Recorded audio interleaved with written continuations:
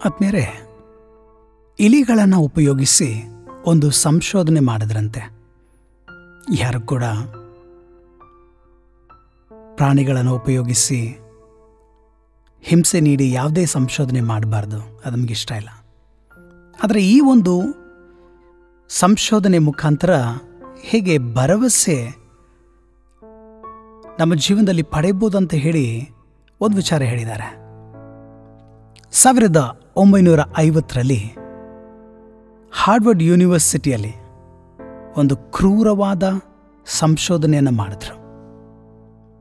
Doctor ಕರ್ಟ್ ರಿಚ್ಟರ್ ಎಂಬವರು 2 ರೀತಿಯ ಇಲಿಗಳನ್ನು ಉಪಯೋಗಿಸಿದ್ರಂತೆ.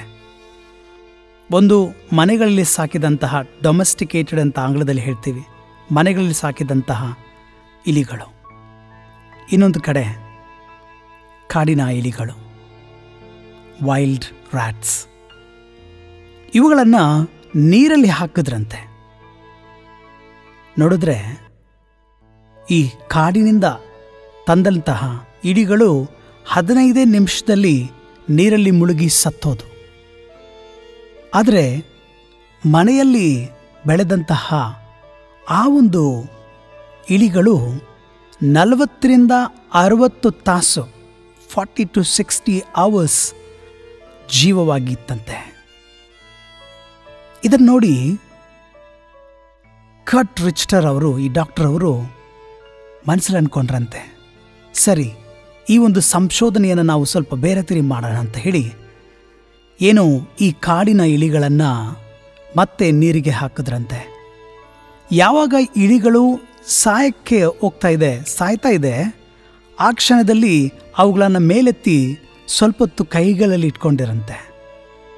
ಸ್ವಲ್ಪ ಹೊತ್ತು ಅವುಗಳನ್ನು ಮೇಲಿಟ್ಟು ಒಂದು ರೀತಿಯ ಸುಧಾರಿಸ್ಕೊಳ್ಳೋಕ್ಕೆ ಸಮಯ ಕೊಟ್ಟರಂತೆ. ಹಾಗೆಯೇ ಅವರು ಕೈಗಳಿಟ್ಕೊಂಡಿರೋ ಕಾರಣ ಅವುಗಳು ಕೂಡ ಒಂದು ರೀತಿಯ ಭರವಸೆಯನ್ನು ಪಡೆದಂಗಿತ್ತಂತೆ. ಮತ್ತೆ ಅವುಗಳನ್ನು ನೀರಲ್ಲಿ ಹಾಕಿದ್ರು. ಏನು 15 ನಿಮಿಷ ಮಾತ್ರ ಈ ಒಂದು ಕಾಡು ಇಲಿಗಳು ಮುಂಚಿತವಾಗಿ ಜೀವಿಸಿದವು. ಆದರೆ ಈ ಬಾರಿ ಎಷ್ಟೊಂದು ವೇಳೆ ಜೀವವಾಗಿತ್ತು ಗೊತ್ತಾ? 5 ನಿಮಿಷ ಅಲ್ಲ, 10 ನಿಮಿಷ ಅಲ್ಲ, 15 ನಿಮಿಷ ಅಲ್ಲ, 40 ರಿಂದ 60 ತಾಸುಗಳು ಈ ಇಲಿಗಳು ಕೂಡ ಜೀವವಾಗಿ ಉಳಿದವಂತೆ.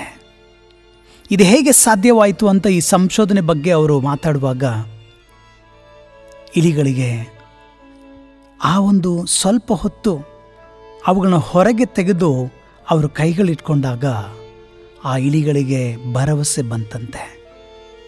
ಇದರ ಮುಖಾಂತರ, ಈ ಸಂಶೋಧನೆ ಮುಖಾಂತರ ಅವರು ತಿಳಿಸಿದ್ದು, ಇಲಿಗಳಿಗೆ ಇಂತಹ ಒಂದು ಭರವಸೆ ಸಿಗತ್ತೆ ಅಂದರೆ, ಭರವಸೆ ಅನ್ನೋದು ಒಂದು ಮನಸ್ಸಲ್ಲಿದ್ದರೆ ಹೇಗೆ ಜೀವವನ್ನು ಪಡೆಯಬಹುದಂತ ಅವರು ಇಲಿಗಳ ಮುಖಾಂತರ ತಿಳಿಸ್ತಾ, ಇಲಿಗಳಿಗೆ ಈ ಥರ ಅಂದರೆ ಮನುಷ್ಯರಾದ ನಮಗೆ ನಂಬಿಕೆಯನ್ನಿಟ್ಟು ನಾವು ಜೀವಿಸಿದಾಗ ಎಷ್ಟೊಂದು ಪವಾಡಗಳನ್ನು ನಾವು ಮಾಡ್ಬೋದಂತ ಹೇಳಿ ಈ ಒಂದು ಸಂಶೋಧನೆ ಮುಖಾಂತರ ಅವರು ತಿಳಿಸಿದ್ರಂತೆ. ಅಂದರೆ ಆತ್ಮೀಯರೇ, ಅನೇಕ ಬಾರಿ ನಾವು ಮೊದಲು ಸಾಯೋದು ಒಳಗೆ. ಭರವಸೆ ಇಲ್ಲದಾಗ ಬೇಗ ಸಾಯ್ತೀವಿ, ಭರವಸೆ ಇಲ್ಲದಾಗ ಬೇಗ ಸೋಲ್ತೀವಿ, ಭರವಸೆ ಇಲ್ಲದಾಗ ನಾವು ಯಶಸ್ಸನ್ನು ಕಾಣೋದಿಲ್ಲ. ವಿ ಡೈ ಫಸ್ಟ್ ಮೆಂಟಲಿ ಅಂತ ಹೇಳ್ತಾರೆ. ನಾವು ಮೊದಲು ಮಾನಸಿಕವಾಗಿ ಸಾಯ್ತೇವೆ. ಆದ ಕಾರಣ ಭರವಸೆಯನ್ನು ಪಡೆಯೋಣ. ಒಂದು ವಿಚಾರ ತಿಳ್ಕೊಳ್ಳೋಣ ಆದ್ಮೇಲೆ, ನಮ್ಮೊಳಗೆ ಒಂದು ನಕಾರಾತ್ಮಕ ಆ ಧ್ವನಿ ನಿನ್ನಿಂದ ಸಾಧ್ಯವಾಗಲ್ಲ ಅಂತ ಹೇಳುವಾಗ ನಾವು ಅದನ್ನು ಮೊದಲು ಎದುರಿಸಬೇಕು. ಛಲದಿಂದ, ಧೈರ್ಯದಿಂದ ಅದನ್ನು ಎದುರಿಸಿ ನಮ್ಮ ಆ ಒಂದು ಭರವಸೆ ಹಾಗೂ ಆತ್ಮವಿಶ್ವಾಸವನ್ನು ಬೆಳೆಸ್ಕೋಬೇಕು. ಯಾರಲ್ಲಿ ಆತ್ಮವಿಶ್ವಾಸವಿರುತ್ತೋ ಅವರು ಜೀವನದಲ್ಲಿ ಗೆಲ್ತಾರೆ, ಜೀವನದಲ್ಲಿ ಬರುವಂಥ ಕಷ್ಟಗಳನ್ನು ಎದುರಿಸ್ತಾರೆ. ಭರವಸೆಯಿಂದ ಮಾತ್ರ ಆತ್ಮೀಯರೇ ನಾವು ಬೇರೆ ಒಬ್ಬ ವ್ಯಕ್ತಿಯಾಗಿ ಜೀವಿಸಬಹುದು. ಇದನ್ನು ಮಾತ್ರ ಯಾವತ್ತೂ ಮರಿಬೇಡಿ. Never ever forget this. ಏನು ನಿಮ್ಮಿಂದ ಸಾಧ್ಯವಾಗುತ್ತೆ. ನೀವು ಯಾಕೆ ಈ ಜಗತ್ತಲ್ಲಿ ಇದ್ದೀರಾ ಎಂಬುದನ್ನು ಯಾವತ್ತೂ ಮರಿಬೇಡಿ. ಎಂದಿಗೂ ಭರವಸೆಯನ್ನು ಬಿಡಬೇಡಿ. S friends, let's spread hope. ಭರವಸೆಯನ್ನು ಹಂಚೋಣ. ಭರವಸೆ ನೀಡೋರು ಬೇಕಾಗಿದೆ. Let's spread hope.